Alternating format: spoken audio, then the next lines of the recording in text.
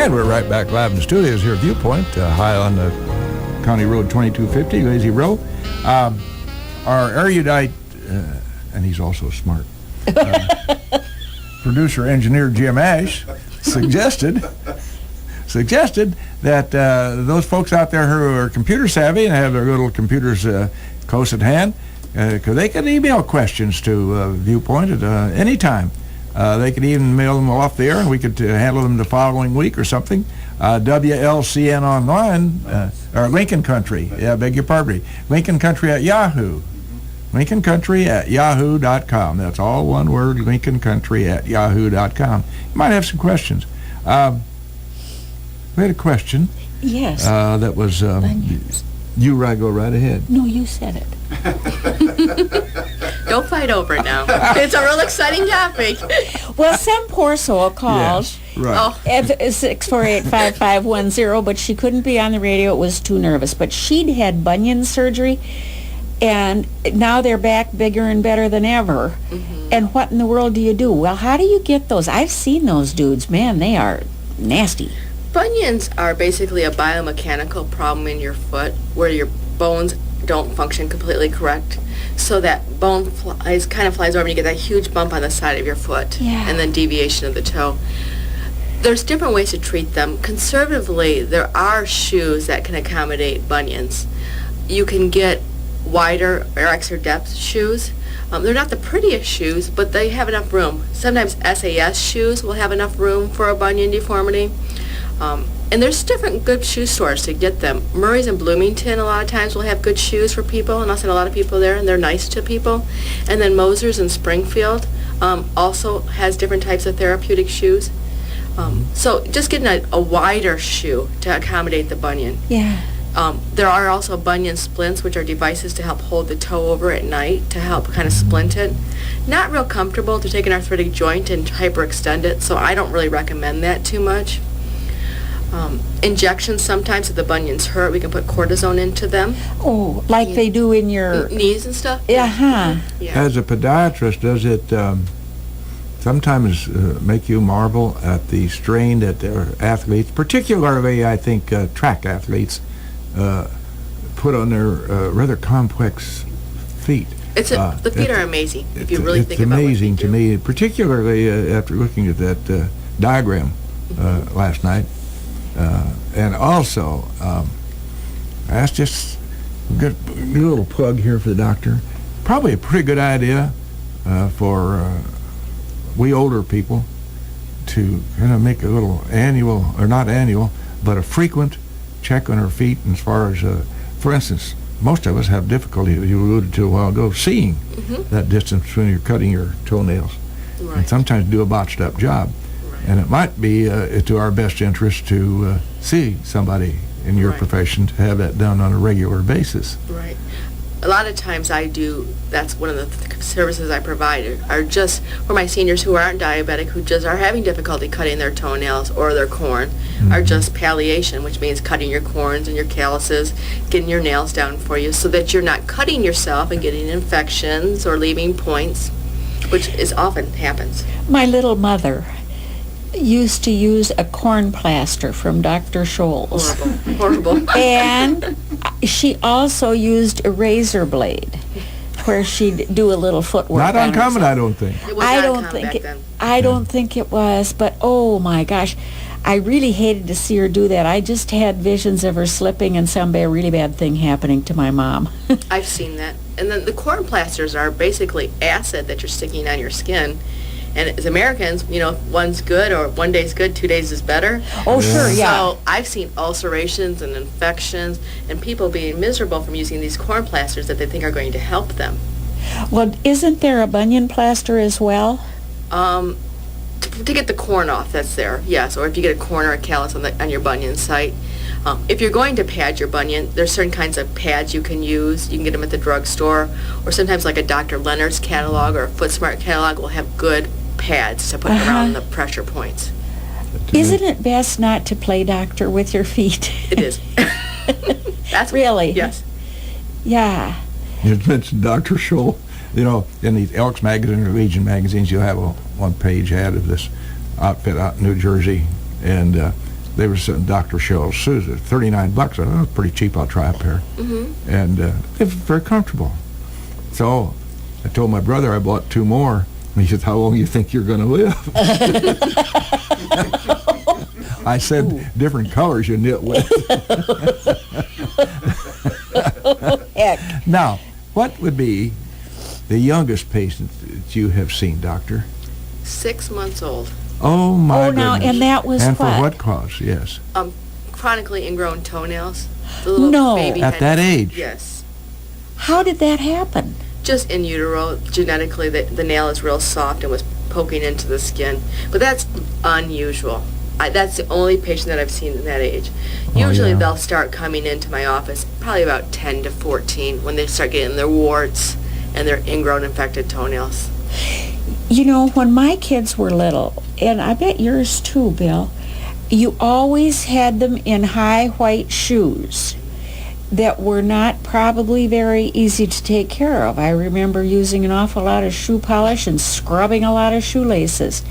But now, they're not only wearing those thong sandals, but every sort and kind of shoes when they're learning to walk. Now, do you think that we were silly doing the high top shoe routine, or is it silly to ignore their feet when they're learning to walk? They really haven't decided on that. The verdict, that's one of those discussions like tomatoes or, eggs if they're good for you. They Sugar, saccharin. Yeah. There is some thought that it is better for the child to be barefoot when they're young because then they can learn to fire their muscles and work their muscles. Okay. So sometimes some doctors advocate, not wearing shoes at all until they can really walk well. And then other doctors, recommend just rigidly controlling everything. So there hasn't been an answer to that. And they tried with children to correct certain types of deformities with those types of shoes. And they haven't really decided if that's the answer or not. When I was little, I was very pigeon-toed. Probably because my mother's whole side of the family was very pigeon-toed. Genetics, yes. Yeah, okay. Well, she took me someplace. I have no idea where. And I wore high white shoes. And I had all these exercises that were supposed to unpigeon-toe me. You're still pigeon-toed, probably. Probably. Are you? I don't know. I never paid any attention. When I'm walking, I'm not thinking about You're just trying what to it stay on looks your like feet. to people. But at any rate, those kinds of things, can they be fixed, really?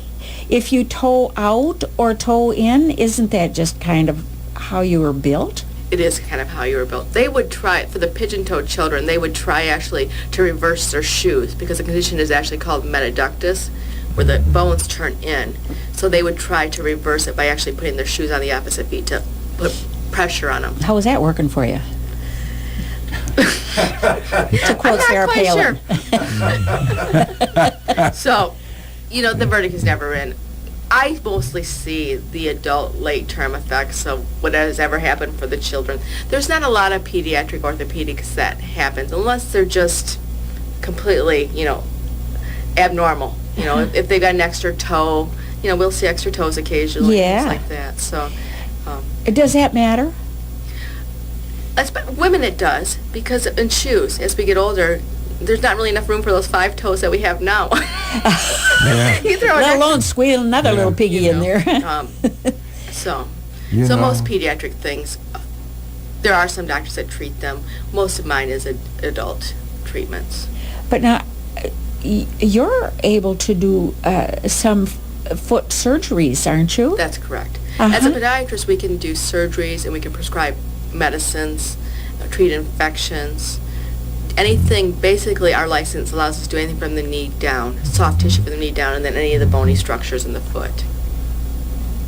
Judith, I was just thinking, and Jim, the Elks have been noted down through the Yes. years for their philanthropy, and one of the big things that they have done here in this community in particular is the Elks Crippled Children Commission, and I bring that to mind because later on I was privileged to serve on that committee, as was my father before me. He was chairman of that, and the point that I speak to is that I remember seeing youngsters being taken care of at the old hospital, and being fitted with braces and so forth between their little ankles so that their foot would be positioned in a better position.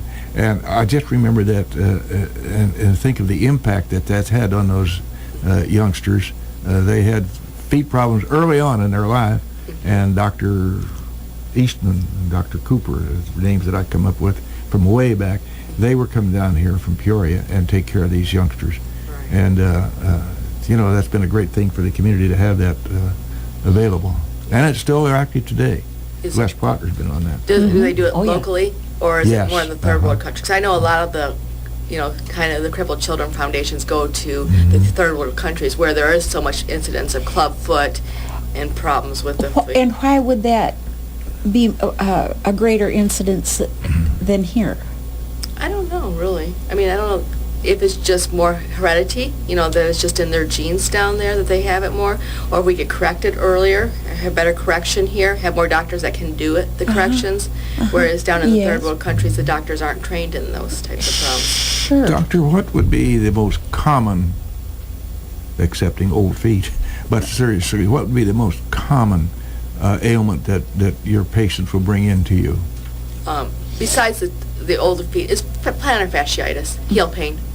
Those first Do we few- do that to ourselves ultimately? No, it's just a basic aging and gravity and our foot flattening and falling.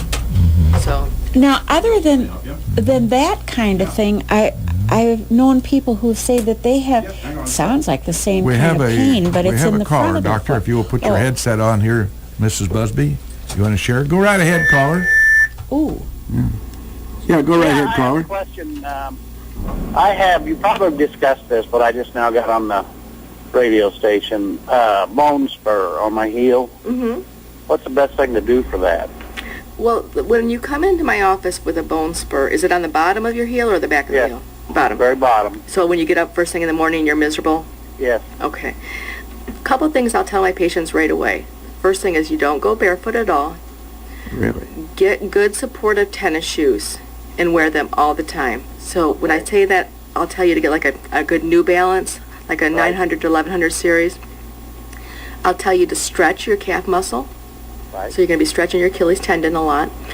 You can get on the internet and find different types of stretches to do for that. Okay.